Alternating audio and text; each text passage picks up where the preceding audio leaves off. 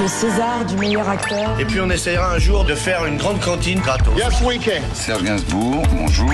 Il n'y a eu qu'un vainqueur, c'est l'espoir. Europe 1. Et à 7h25 sur Europe 1, c'est l'heure du jour. Le 11 avril 1977 mourait Jacques Prévert. Alors on a tous appris petit quelques-uns des poèmes de Jacques Prévert, qui fut aussi lord d'Autriche, une figure de Saint-Germain-des-Prés dans les années 50-60. Oui, Jacques Prévert n'est pas que le poète préféré des écoliers. Yves Montand, Juliette Gréco, Édith Piaf ont interprété ses chansons. On a retrouvé un très beau document dans les archives d'Europe 1. En 1960, Prévert et Édith Piaf reviennent sur leur rencontre. Serre-moi dans tes bras. Une amie à moi m'a fredonné une chanson « Embrasse-moi » et j'ai tellement été emballée que le lendemain, je me suis arrangée pour avoir la chanson. Le moins qu'on puisse dire est que vous étiez tout de même un poète confidentiel, enfin connu d'un cercle très restreint. Oui. Vous n'aviez rien publié?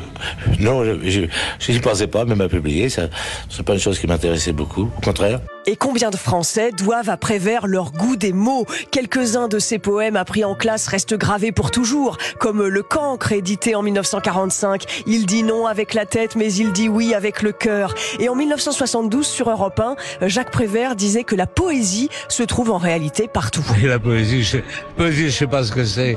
Moi, cinéma, n'importe quoi, vous qui me parlez, si votre voix parfois est agréable, c'est peut-être ça la poésie, on n'en sait rien. L'écrivain Michel Houellebecq trouve la vision du monde de Prévert plate, fausse et superficielle.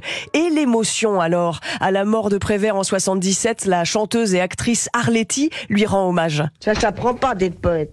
Ça c'est comme la classe et l'émotion, ça s'apprend pas. Je l'aimais tendrement. Sur sa table de travail, il y avait aussi des centaines de poèmes, de dessins colorés que les enfants lui envoient de partout, même de l'étranger. Interview de Prévert par Pierre Dumayet sur Europe 1 en 72. Tu lis les poèmes que les gosses t'envoient là?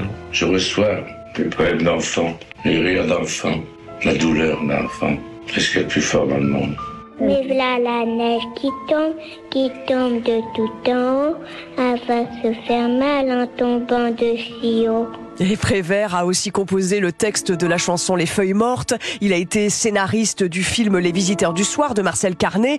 Moi, j'aime changer, disait Prévert. Un jour des films, un jour des chansons, un jour des livres. Merci, lord d'Autriche.